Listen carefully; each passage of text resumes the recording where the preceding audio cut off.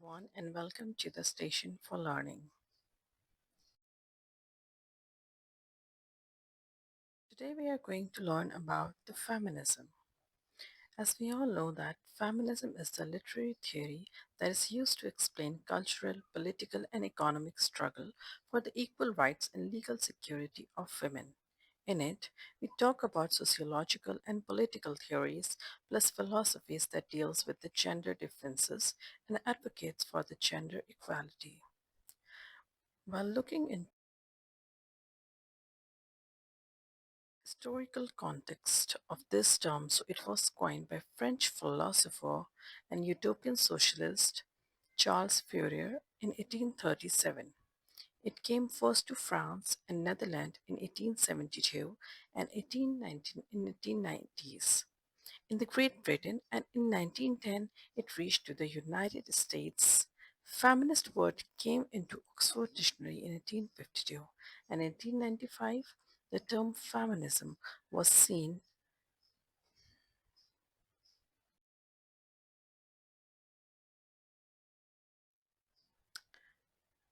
The feminism is divided into four waves. There are first wave feminism taking place from the mid 19th century to 1965.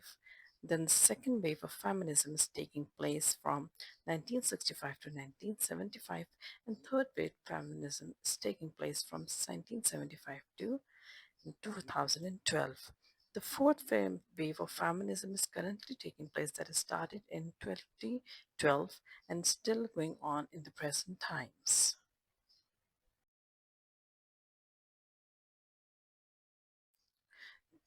Let's start it again. To emancipate women is to refuse to confine her to the relations she bears to men, not to deny them to her. Let her have her independent existence.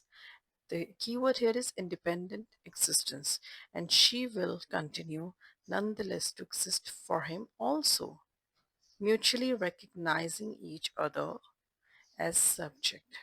Each will yet remain for the other another.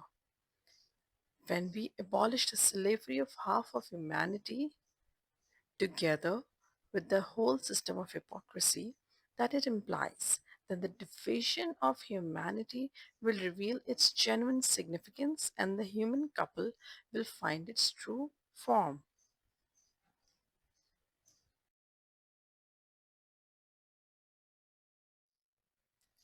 As we have seen that the feminism was properly launched in the 19th century, and it was when in one of the American newspaper the editor named Kate Cunningham has written these words. No one is so well calculated to think for women kind as women herself. In the province of administering to the wants of her sex, no one can be so well adapted as she. Her advancement is in no better way proven than by her progress in medicine and literature, to say nothing of the reforms movement which she is steadily carrying on for the benefits of her sex. Here we can say that Kate Cunningham is clearly saying that women can only think about the betterment of her own self by herself. It is not important. We have seen that people sitting in the um, in in decision rooms making decisions for the bodies of women, for the future of women, for the dressing of women, rather women herself. She doesn't have any uh, uh, freedom to make choices for her, to take decision for herself. She knows how it is best for her. So it should be that way, because she can progress in the education department. She can perform well in any um, working area, in any job sector, in any field. She can do better. So it's better that she must be taking those reforms herself instead of someone else taking decisions for her.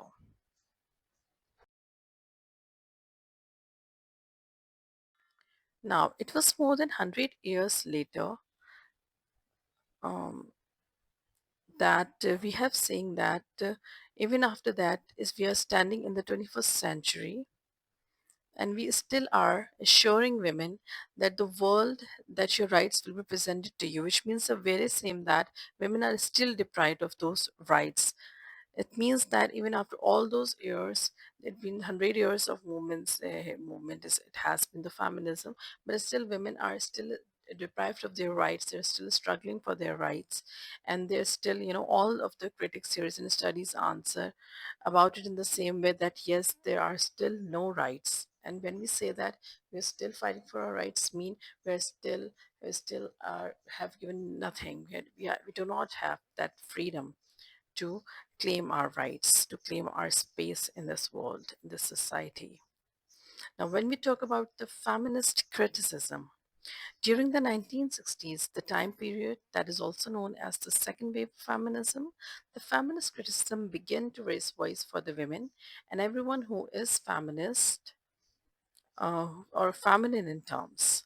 These people used to belong to all the areas of life. Now, now feminist criticism came out from the politics of feminist or the feminism. The feminist criticism starting from the 1916s going on till present, and it is concerned with the ways in which the literature and other cultural productions reinforce or undermine the economic, political, social, and psychological oppression of women. Its main focus was on patriarchy. You see, patriarchy is the system in which the man hold primary power and women are acting as subordinate, while disassociating her from even the basic rights. In 1980s, the feminist critic Anne Kolodny told us about the main principles of feminist criticism.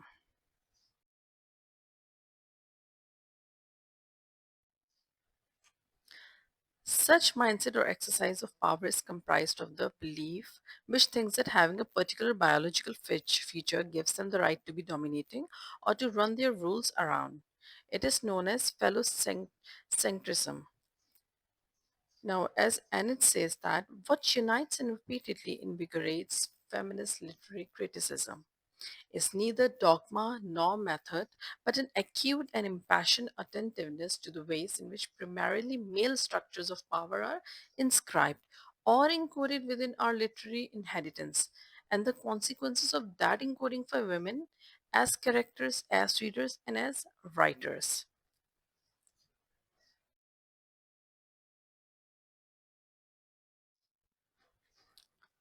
Professor Toril Moore also calls it as an effort against the gender based injustice and male rules running within the system.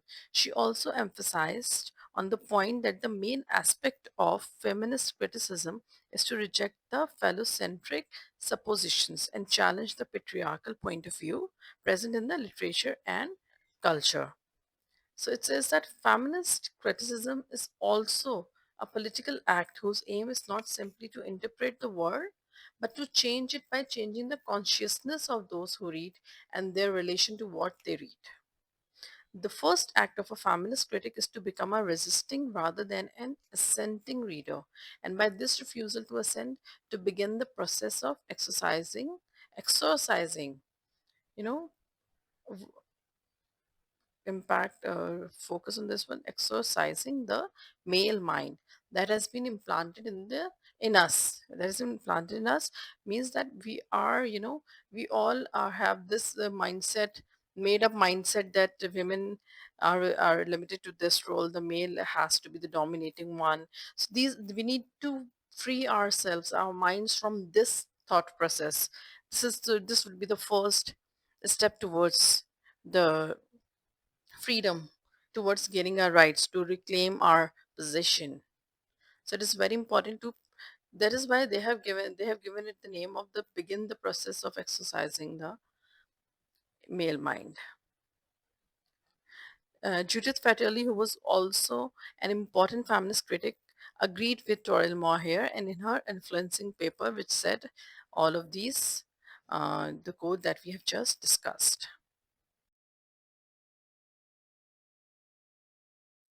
Now the question is that from where did it all begin? How did this notion was implanted in the minds that men would be running the world or they're the best species? So The answer is simple, that the Western literary canon was full of beliefs that were known as the phallocentric by the philosophers, scholars, and writers. Their statements present in their work was the way that they were building their patriarchal concepts. Some of these concepts are in front of you, where Plato thanks the god for two blessings. You see the name Plato. No, no one else, not just any common man. It was a Plato, the great thinker of our time, that he had not been born a slave and that he had not been born women. This is the level of thinking these male figures used to have. The male is by nature superior and the female inferior, and the one rules and the other is ruled. Women is matter waiting to be formed by the active male principle. Man consequently plays a major part in reproduction. The woman is merely the passive incubator of his seed. Very nice. What is this going on? And these are the words by the Aristotle. Okay. Now, another great name from a literary canon, Shakespeare, he says that frailty, thy name is women. Oh no.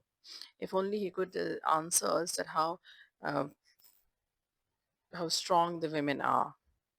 Strong, thy name is women. It should be that way.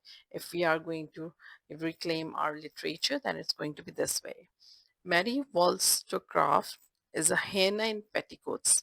Horace Walpole said that certainly she is a hyena because she knows how to stand for herself, how to stand against the patriarchy. She can answer them. So definitely, it was sure that he is going to label her or name her the hyena. All right. There are some more quotes we have by Rolf Waldo Emerson. Jane Austen's novels are vulgar in tone, sterile in artistic invention. Without genius, wit, or knowledge of the world, never was life so pitched and narrow. However, if you can say that he's talking about the one of the greatest novelists of all time, the Jane Austen, who, having her limited knowledge or limited view of the world, has created some of the gems of literature, English literature, or the literary world, and using such. And why we are pretty sure that why he has used the wording so vulgar in tone, because she has written, being a woman, she has written for the women. So definitely the man must be thinking that they are vulgar in tone, because they are not expecting women to, expressing her desires, her feelings, her fantasies, or her decisions in front of a man. Let's look at another quote that is by Kurt Vonnegut. Educating a woman is like pouring honey over a fine Swiss watch. It stops working. All right.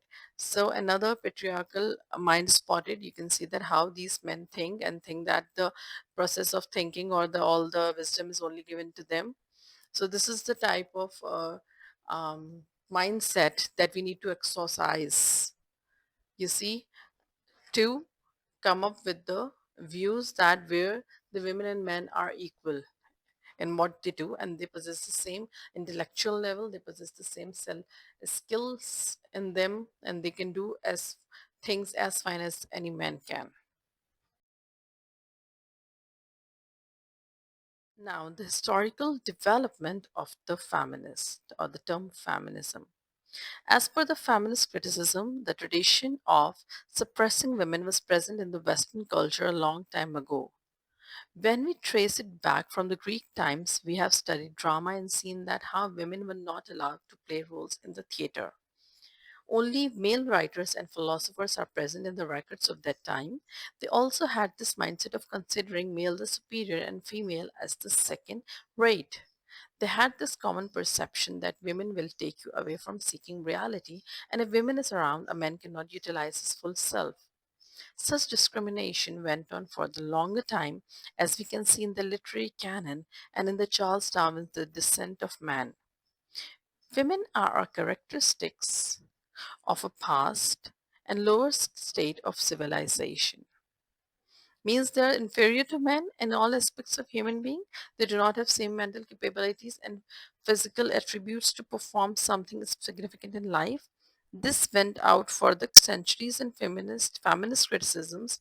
Foremost could be first ever work was done by Christine de Pizza in her work in 1939. She asserted that men and women are created equally by God. Such practice was going on when Afra Ban came into the scene.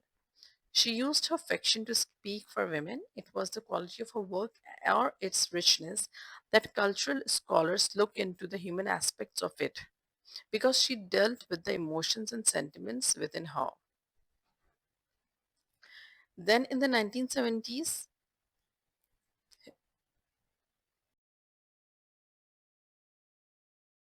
let's talk about in the 70s, sorry, apologies. Then in the 1700s, Mary Wollstonecraft came into scene, who was a writer and a feminist. She was inspired by the French Revolution and wanted to have women's presence in the decision making process. She worked on a vindication of the rights of women in 1992. In that work, the main aspects were that how women are belittling or battling for their rights, and how women must outline themselves as a woman. It must be women who should speak about them and not some men telling women or others that who is she and what is her roles in the society.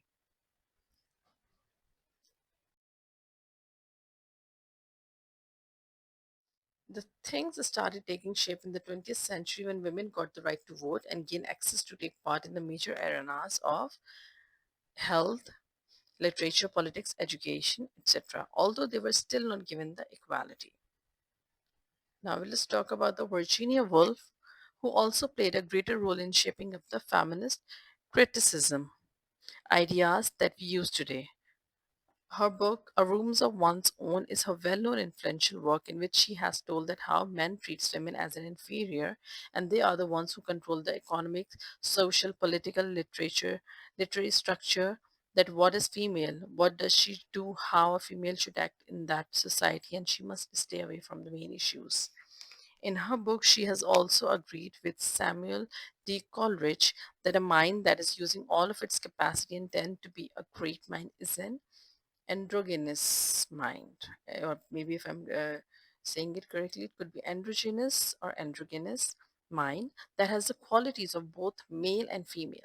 She gave theory of an imaginary Shakespeare sister who is as talented as Shakespeare, that she can be a literary person who can write or have ideas of her own, but just because she is a woman, she cannot have her own room or get an education or able to find any job just because she is a woman. Being financially independent, one is able to afford the luxuries that could help in flourishing their talent or skills. Certainly, you need a separate room to think and write so that one could concentrate on his or her work.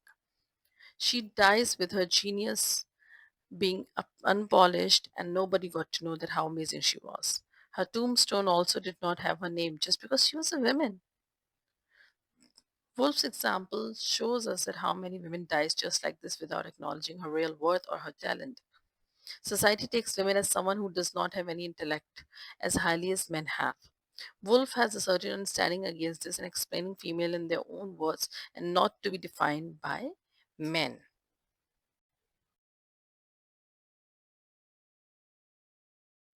When we look at the work by Simone de Beauvoir, a French writer and existentialist philosopher, wrote The Second Sex after World War II. She emphasized that all the Western plus French societies are patriarchal, since all the time males were defining what the female is, and she's definitely not male. Then she's other than. You see, she is who she other.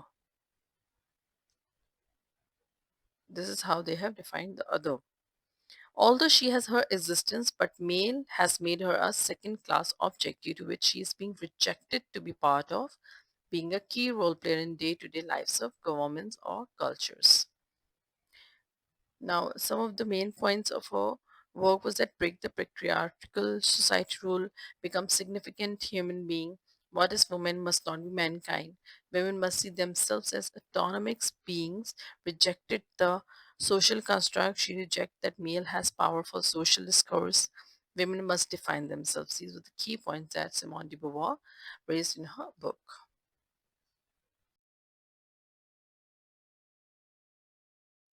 Now, as we talk about the work by Kate Millett, in 1970s, she wrote Sexual Politics by Kate Millett.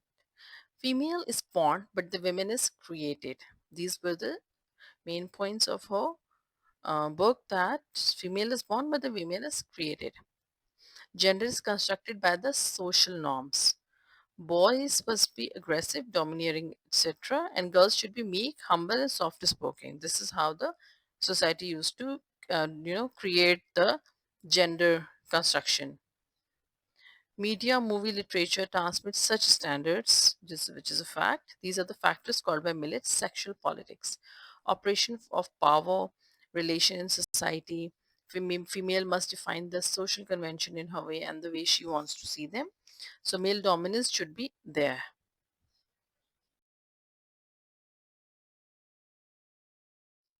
Now, the feminism in the 60s, 70s, and 80s. In the 60s, two major works highlighted feminist concerns. It was that American Women, which was the President Commission on the Status of Women. It was presented by the John F. Kennedy. He talked about inequality between men and women at workplace, education, society, and women forced in Congress for reforms. The feminine mystique became part of national reorganization of women as well. In 1970s, feminist theorists and critics started examining the literary canon in the light of Beauvoir and Millet, where the female was the other, as we have mentioned earlier. The number of stereotypes were present in the literature of that time that regarded women as mindless entities, goddess of beauty, old spinster. You must have, when you look through the old literature, such kind of words are given there. The derogatory terms are given there, are written there, which are actually, they belittle the women, the status of women. The canon in which Mark Twain, Nathaniel, and Charles Dickens, and very few female authors were present.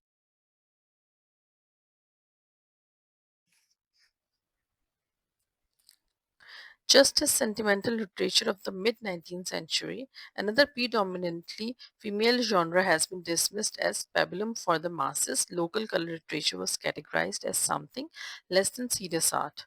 Minor characters of women in fiction, and they were stereotypical. Names like Woolf and Simone de Beauvoir were ignored. Feminist theorists and critics, these male writers think that only men reads them, and if women is reading, she must read as a women, men, and do not think as a women. So women were not trained to read, as they do not go to university. Existence of female ideal reader. What would be the qualities of female reading? Style, voice, theme, aesthetic elements of text. So these all things were part of the feminism and the feminism theory, the literary theory, and the criticism that was related to this theory.